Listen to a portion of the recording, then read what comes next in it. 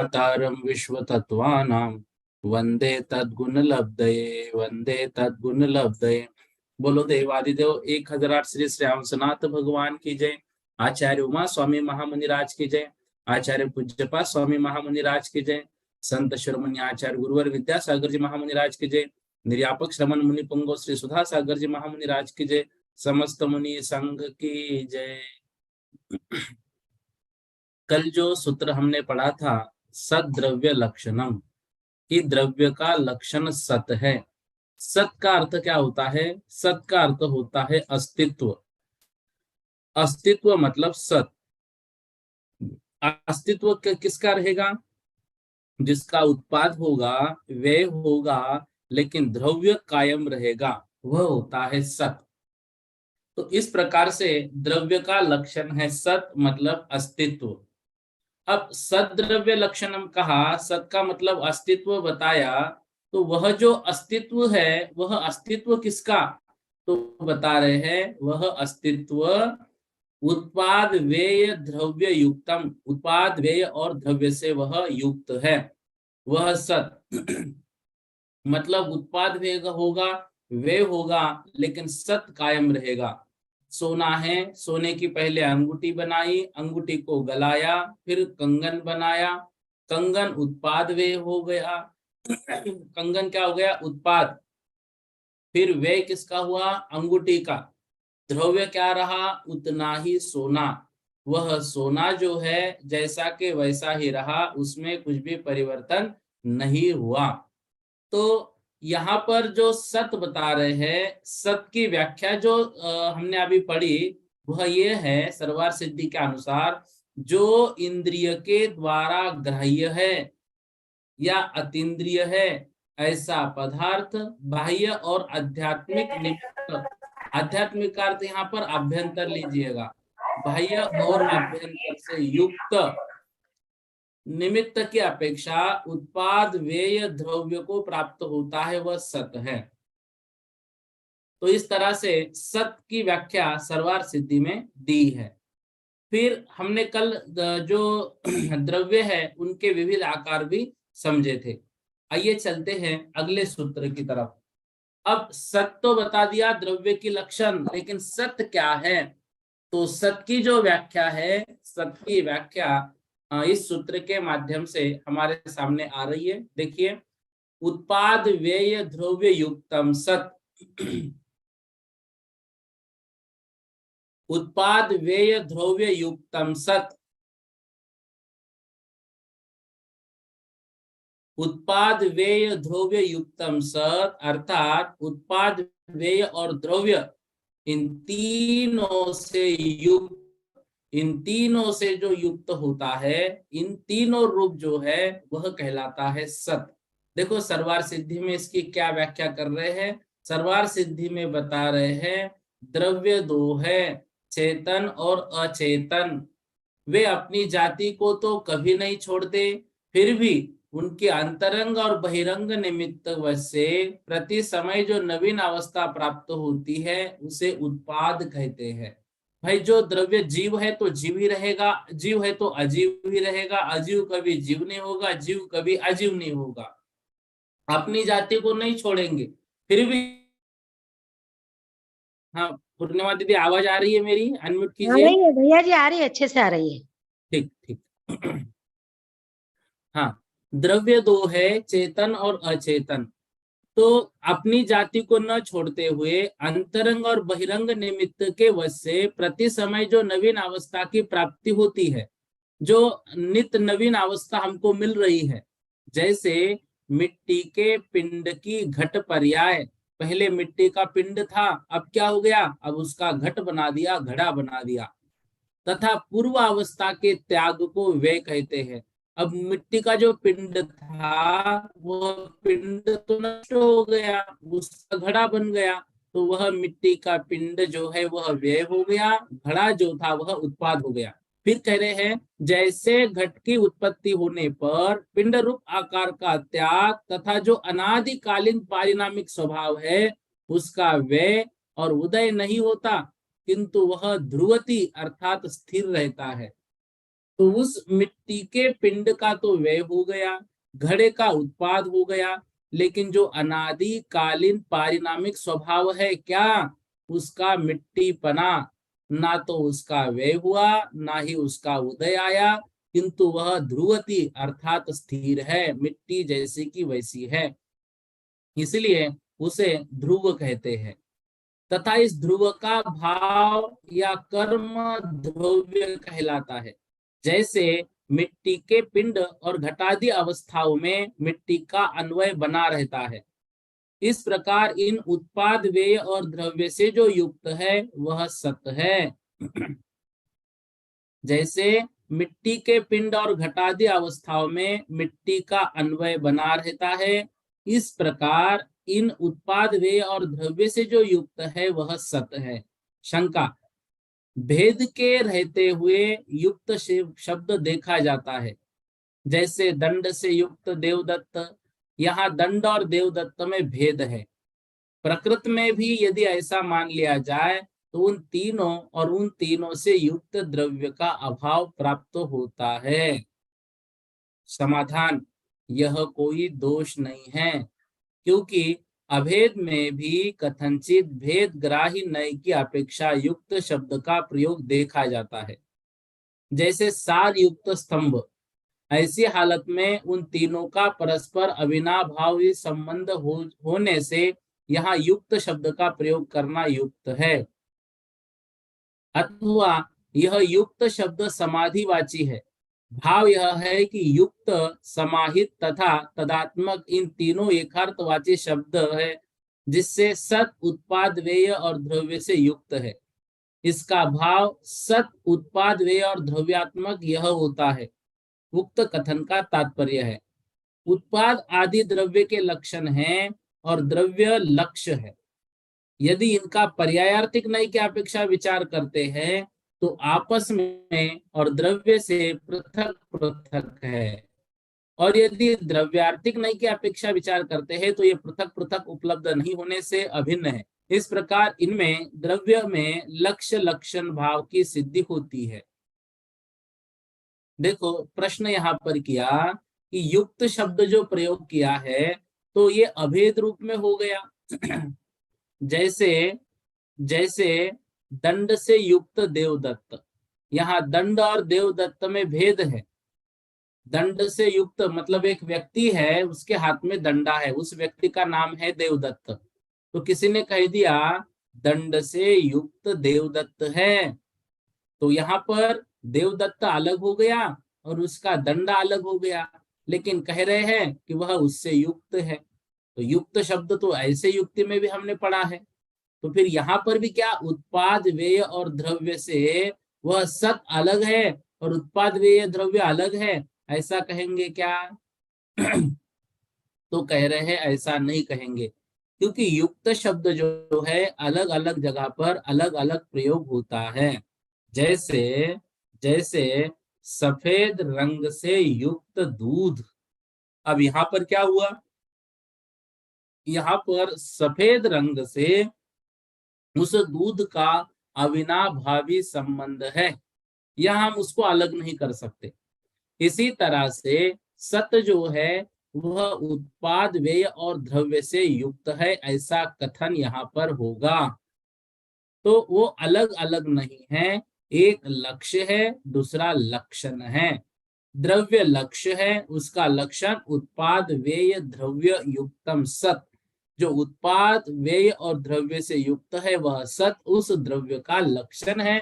इस तरह से लक्ष्य लक्षण यहाँ पर पाया जाता है। आगे कह रहे हैं नित्यावस्थितान्य रूपानि, यह सूत्र कह आए हैं, यह नहीं ज्ञात होता नित्य क्या है।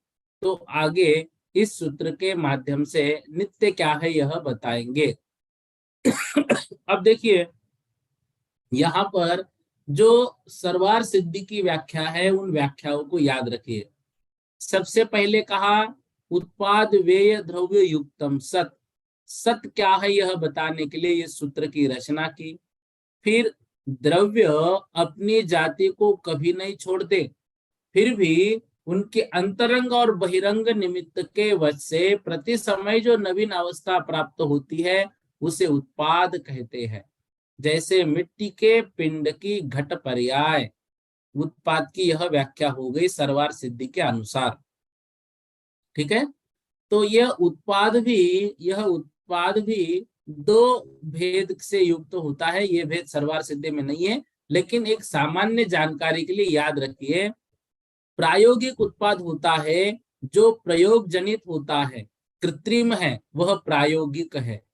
जो प्रायोगिक उत्पाद होता है वह उपयोग की सहायता से सापेक्ष समुदाय में होता है, वह वह प्रयोग जनित है, मतलब कृत्रिम है, मतलब बनाया हुआ है। दूसरा होता है वैश्रसिक उत्पाद। जो बिना प्रयोग के उत्पाद होता है वह वैश्रसिक, जैसे उल्कापात होना। अब इसमें कोई भी उसको उल्कापात नीचे नहीं डाल रहा है, वो तो अपने आप हो रही है, तो इसको कहते हैं वैश्रसिक उत्पाद। तो यह वैश्रसिक उत्पाद जो है वह आकाश धर्म द्रव्य अधर्म द्रव्य में जो शुद्ध रूप से उत्पाद होता है वह पर प्रत्यय से मतलब होने के कारण जो है वह वैश्रसिक उत्पाद उनमें भी अपने आप भी होता है, और पर द्रव्यों के कारण जो होगा वह प्रायोगिक उत्पाद होगा। इस तरह से इनके ये दो भेद है, ये सामान्य जानकारी के लिए याद रखिए। व्यय की व्याख्या यहाँ पर क्या की? व्यय की व्याख्या यहाँ पर की, ध्यान से। पूर्व पर्याय के विनाश को व्यय कहते हैं। स्वजाति को न छोड़ते हुए चेतन व अचेतन पदार्थ की पूर्व पर्याय का जो नाश होता है वह व्यय है। जैसे कि घट की उत्पत्ति होने पर मिट्टी के पिंडाकार का नाश होता है, वह व्यय कहते हैं। यह व्यय भी दो प्रकार से होगा, एक वैश्रसिक मतलब स्वाभाविक और दूसरा प्रायोगिक। ठीक है, तो जो पर के योग से होगा वो प्रायोगिक, और जो अपने आप स्वभाव से होगा वह वैश्रसिक व्यय होगा। द्रव्य किसे कहते हैं? ध्यान से, सर्वार सिद्धि की व्याख्या। जो अनादिकालीन पारिणामिक स्वभाव है उसका व्यय और उदय नहीं होता, किंतु वह ध्रुवती अर्थात स्थिर रहता है, इसलिए वह ध्रुव कहा जाता है। इस ध्रुव का भाव या कर्म द्रव्य कहलाता है। जैसे मिट्टी के पिंड और घटादी अवस्थाओं में मिट्टी का अन्वय बना रहता है। इस तरह से उत्पाद व्यय और द्रव्य की व्याख्या जो है वह सर्वार सिद्धि के अनुसार हमने पढ़ी। जो प्रश्न आया उत्पाद व्यय और द्रव्य से क्या द्रव्य भिन्न है या अभिन्न है, तो इनसे द्रव्य कथनचित भिन्न है, कथनचित अभिन्न है। यदि द्रव्यार्थिक नय की दृष्टि से देखेंगे तो ये अभिन्न है। क्यों? क्योंकि द्रव्यार्थिक दृष्टि से आत्मा शुद्ध ही है, वो पर्याय में जा रही है, लेकिन पर्यार्थिक दृष्टि से वह उत्पाद व्यय द्रव्य से युक्त है। ऐसा दोनों भी बातें हमको जाननी है। तो उत्पाद व्यय और द्रव्य से युक्त जो है वह सत कहलाता है, और सत जो है वह सत द्रव्य का लक्षण है। इस तरह से उत्पाद व्यय द्रव्य ये तीनों हैं। एक इसमें बात अच्छे से याद रखना, उत्पाद व्यय द्रव्य एक समयवर्ती है, अर्थात तीनों एक समय में होते हैं, लेकिन कुछ भिन्न काल में होने वाले भी पाए जाते हैं। जैसे प्रति समय पूर्व पर्याय का नाश, वर्तमान पर्याय का उत्पाद, तथा पूर्व पर्याय सामान्य रूप गुण सदा प्रदेशों की अपेक्षा ध्रुव रूप है। स्कंदों में भी ये तीनों प्रति समय होते रहते हैं, किंतु स्कंदों में होने वाले उत्पाद व्यय और द्रव्य भिन्न कालवर्ती भी होते हैं। जैसे मिट्टी के पिंड से घड़े का उत्पाद किसी अन्य काल में होता है, तथा उस घट के फूटने से नाश का जो नाश होने का काल भिन्न है तथा घट की द्रव्यता का काल सामान्य अपेक्षा से उत्पाद नाश के मध्य का भाग है। तो हमेशा ये याद, मतलब ये बात याद रखनी है, उत्पाद व्यय द्रव्य हालांकि एक समयवर्ती है, एक समय में ही होते हैं, लेकिन कुछ ऐसे भी मतलब परिवर्तन देखने में आते हैं जो उत्पाद अलग काल में हुआ, व्यय अलग काल में हुआ, द्रव्य अलग काल में उसका चल रहा है, या द्रव्य जो है वो मध्य अवस्था के रूप में रहेगा। तो अधिकतर स्कंदों के बारे में ऐसा देखने में आता है, जैसे जो मिट्टी का पिंड था उससे हमने घड़ा बनाया, तो मिट्टी का पिंड था, उसको घड़ा बनाने में वक्त लग रहा है, एकदम से वो नहीं बना इधर। तो ये जो इधर घड़ा बना, अच्छा घड़ा फूट गया, अब घड़ा फूटने के बाद उसका नाश तो हो गया, वे हुआ, लेकिन अभी उसका कुछ उत्पाद नहीं बना। ठीक है, तो हम उसको ये कहेंगे कि ये उत्पाद जो है वो मिट्टी रूप हो गया। ठीक है, लेकिन बहुत बार ऐसा तीनों का समय जो है वो अलग अलग भी रह सकता है। तो इस तरह से उत्पाद व्यय होता है। अब बहुत बार ऐसा समझ में आता है हमको कि चलो ठीक है, हम पुद्गलों में उत्पाद व्यय मान रहे हैं, हम जीव में, मतलब जीव की पर्याय बदलती है उस अपेक्षा से उत्पाद व्यय ध्रुव्य मान रहे हैं, लेकिन जो सिद्ध पर्याय है उनमें कैसे माने? तो आगम में कहे गए अगुरु लघु गुण के षडगुनी हानि वृद्धि रूप से अर्थ पर्याय होती है, उनकी अपेक्षा से सिद्धों में उत्पाद व्यय होता है। ज्ञेय पदार्थ अपने अपने जिस उत्पाद व्यय द्रव्य रूप से प्रति समय परिणमते हैं, उनके आकार से निरुच्छुक वृत्ति से सिद्धों का ज्ञान भी परिणमता है। इस कारण से सिद्धों में भी उत्पाद व्यय घटक हो जाता है। सिद्धों में व्यंजन पर्याय अपेक्षा से संसार पर्याय का नाश, सिद्ध पर्याय का उत्पाद और शुद्ध जीव द्रव्य पने का द्रव्य है। तीन बातें अलग अलग है। पहला उनमें उत्पाद व्यय द्रव्य घटित किया षटगुण हानि वृद्धि रूप परिणाम से, उनके अंदर जो अगुरु लघु गुण है उन गुणों में उस गुण के षटगुण हानि वृद्धि रूप अर्थ पर्याय होती है। मतलब गुणों का नाश नहीं होता है, नए गुण उत्पाद नहीं होते हैं, लेकिन उनमें हलन चलन होता है। जैसे पानी की तरंगे उठना, लहरें उठना, उसमें नया पानी उत्पन्न नहीं हो रहा है, पुराने पानी का नाश नहीं हो रहा है, लेकिन पानी में कंपन हो रहा है। तो वह कंपन जो है अगुरु के कारण हो रहा है। ऐसे उत्पाद व्यय द्रव्य उनमें चलता है। दूसरी बात ये बताई, जो सिद्ध भगवान पदार्थों को देख रहे हैं वो उनका ज्ञेय विषय है, उनको वो जान रहे हैं। तो वे जो पदार्थ सिद्ध भगवान जान रहे हैं, तो वे पदार्थ उत्पाद व्यय ध्रुव से परिणमन कर रहे हैं, प्रति समय उनका आकार बदल रहा है। तो सिद्ध भगवान उनको देखते हैं, हालांकि उनको वो किस पर्याय में गए या क्या परिवर्तन उनमें आया ये देखने की उनकी इच्छा नहीं है। निरुच्छुक वृत्ति से सिद्धों का ज्ञान भी परिणमता है। तो इस अपेक्षा से भी सिद्धों में उत्पाद व्यय घटित होता है। एक बात और बताई जाती है, सिद्धों में व्यंजन पर्याय की अपेक्षा से संसार पर्याय का नाश हो गया, सिद्ध पर्याय का उत्पन्न हो गया, और जो उनमें जीवपना है वह द्रव्य रह गया। इस तरह से उनमें उत्पाद व्यय द्रव्य होता है। तीनों भी बातें हैं, ये तीनों बातें अलग अलग हिसाब से याद रखनी है। मतलब बहुत बार इसमें हमें कंफ्यूजन होता है कि सिद्धों में उत्पाद व्यय हम कैसे माने। तो इस बात को हमें समझना है, ये मात्र समझने के लिए है। तो सत का नाश, असत की उत्पत्ति, तो जो ऐसा इस तरह से नहीं होगा। देखो, जो भी द्रव्य है वह द्रव्य अपने में प्रति समय परिणमन करने की योग्यता रखता है, वह परिणमन प्रति समय चलता है, उसमें सहकारी कारण काल द्रव्य है। तो वह जो परिणमन हो रहा है वह उत्पाद व्यय द्रव्य ही है, यह प्रत्येक द्रव्य में प्रति समय हो रहा है।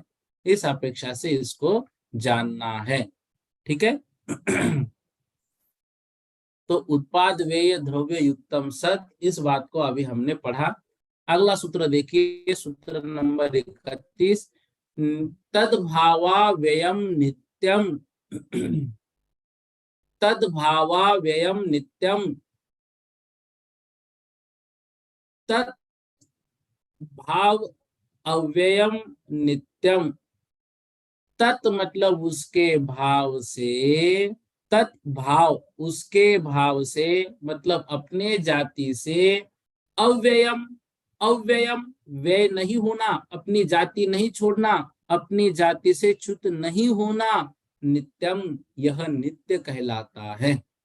सर्वार सिद्धि में इसकी व्याख्या क्या कर रहे देखिए ध्यान से। तद्भाव इस पद का खुलासा करते हैं। तद्भाव क्या वस्तु है? समाधान, जो प्रत्यभिज्ञान का कारण है वह तद्भाव है। जो प्रत्यभिज्ञान का कारण है वह तद्भाव है, वही यह है। इस प्रकार के स्मरण को प्रत्यभिज्ञान कहते हैं। वह अकस्मात तो होता नहीं, इसलिए जो कारण है वही तद्भाव है। इसकी निरुक्ति भवनम भावः तस्य भाव तद्भावः इस प्रकार होती है। तात्पर्य यह है कि पहले जिस रूप वस्तु को देखा है उसी रूप से उसके पुनः पुनः होने से यह वही है, इस प्रकार का प्रत्यभिज्ञान होता है। यदि पूर्व वस्तु का सर्वथा नाश हो जाए या सर्वथा नई वस्तु का उत्पाद माना जाए तो इससे स्मरण की उत्पत्ति नहीं हो सकती, और स्मरण की उत्पत्ति न हो सकने से स्मरण के अधीन जितना लोक संव्यवहार चालू है वह सब विरोध को प्राप्त होता है। इसलिए जिस वस्तु का जो भाव है उस रूप से च्युत न होना तद्भावा व्ययम अर्थात नित्य है, ऐसा निश्चित होता है। परंतु इसे कथनचित जानना चाहिए। यदि सर्वथा नित्यता मान ली जाए तो परिणमन का सर्वथा अभाव प्राप्त होता है, और ऐसा होने से संसार और इसकी निवृत्ति के कारण रूप प्रक्रिया का विरोध प्राप्त होता है। शंका, उसी को नित्य कहना और उसी को अनित्य कहना यही विरुद्ध है। यदि नित्य है तो उसका व्यय और उत्पाद न होने से उसमें अनित्यता नहीं बनती, और यदि अनित्य है तो स्थिति का अभाव होने से उसमें नित्यता का व्याघात होता है। समाधान, नित्यता और अनित्यता का एक साथ रहना विरुद्ध नहीं है। क्यों नहीं है? तो उसका कारण बता रहे हैं।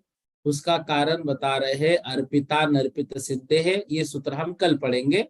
उसके पहले ये सूत्र में बताए ध्यान। पहले तो तद्भाव क्या है? तद्भाव, तद्भाव मतलब उसका वह भाव। क्या भाव है तद्भाव? भाई अंगूठी से हमने कंगन का निर्माण किया, ठीक है, ये कंगन उत्पाद हो गया, अंगूठी व्यय हो गया, तो घर का कोई व्यक्ति रोने लग गया, अंगूठी कहाँ गई, अंगूठी कहाँ गई? तो फिर किसी ने कहा कंगन बनाया, तो कंगन बनाया, अच्छा, तो अब वो शांत हो गया। भाई अभी तक तो अंगूठी के लिए रो रहा था और कंगन से शांत क्यों हो गया? कंगन से शांत इसलिए हो गया तद्भाव। अंगूठी तो गई, कंगन आया, लेकिन इसमें सोना वही है, सोना वही है, तद्भाव। तो यह प्रत्यभिज्ञान इसे कहते हैं। स्मरण आ गया, हाँ हाँ हमारा सोना तो अभी नष्ट नहीं हुआ, सोना यही है, इसको कहते हैं इसको कहते हैं तद्भाव। तो तद्भाव मतलब उसका इसके अभाव का होना। भैया 2 मिनट में आपको कॉल कर रहा हूँ, 2 मिनट में। तद्भाव, तद्भाव मतलब उसका वही रूप है, इस प्रकार से स्मरण होना। तो अभी तक तो अंगूठी के लिए रो रहे थे, अब क्यों नहीं रो रहे? तद्भाव याद आया, सोना जैसा के वैसा है, ठीक है। तो यदि पूर्व वस्तु का सर्वथा नाश हो जाए तो सर्वथा नई वस्तु का उत्पाद माना जाए तो स्मरण की उत्पत्ति नहीं होगी। हमें याद कैसे आएगा कि वह सोना है? और स्मरण की उत्पत्ति नहीं होगी तो लोक व्यवहार हमारा चलेगा नहीं। इसलिए जिस वस्तु का जो भाव है उस रूप से च्युत न होना तद्भावा व्ययम अर्थात नित्य है, ऐसा निश्चित होता है। तो अब ये कह रहे हैं परंतु इसे कथनचित जानना चाहिए, यदि सर्वथा नित्यता मान ली जाए तो परिणमन का सर्वथा अभाव हो जाएगा। मतलब द्रव्य हमेशा नित्य नहीं है और हमेशा वह अनित्य नहीं है। यदि नित्य ही मानेंगे तो फिर संसार में परिणमन होगा कैसे, और यदि अनित्य ही मानेंगे तो संसार और इसकी निवृत्ति के कारण रूप प्रक्रिया का विरोध प्राप्त हो जाएगा। फिर शंका की, यदि नित्य कहना है और अनित्य भी कहना है तो ये तो दोनों एक दूसरे से बिल्कुल विरुद्ध है। ऐसे में नित्य अनित्यता नहीं बनेगी। या तो नित्यता का व्याघात हो जाएगा या अनित्यता का व्याघात हो जाएगा। तो समाधान कह रहे हैं नित्यता अनित्यता का एक साथ रहना विरुद्ध नहीं है। क्यों नहीं है? अगला सूत्र कल के कक्षा में हम पढ़ेंगे, अर्पिता नर्पित सिद्धे है। भाई लवंकुश रो रहे हैं कि राम हमारे पिताजी हैं। सीता कह रही है नहीं नहीं वो तो मेरे पति है। लक्ष्मण कह रहे नहीं नहीं वो तो मेरे भ्राता है। एक ही बात को अलग अलग तरीके से बताया जा रहा है। फिर हम क्या करें? हम ये देखें, जब सीता सीता माँ का वर्णन होगा तो सीता माँ की मुख्यता जहां पर होगी उस अपेक्षा से राम जो है वो पति ही है। लव कुश की जब बात होगी उनके अपेक्षा से वे पिता ही है। लक्ष्मण की जब बात होगी उनकी अपेक्षा से वो भाई ही है। ठीक है। ऐसे ही द्रव्यार्थिक नय की अपेक्षा जब हम देखेंगे तो नित्य ही है, पर्यायार्थिक नय की दृष्टि से देखेंगे तो अनित्य ही है। इस तरह से हमें द्रव्यार्थिक नय पर्यायार्थिक नय दोनों दृष्टि को देखना है। और अर्पित अनिर्पित मतलब होता है मुख्य और गौण। उस विषय को कल हम समझेंगे। आज हमने पढ़ा तद्भावावेयम नित्यम, जो उत्पाद व्यय द्रव्य जो हुआ उसमें जो तद्भाव वह यही है, ऐसा जो कायम हुआ उसको हम नित्य कहते हैं। इस तरह से यहाँ तक आज पढ़ा, इसके आगे हम कल की कक्षा में देखेंगे।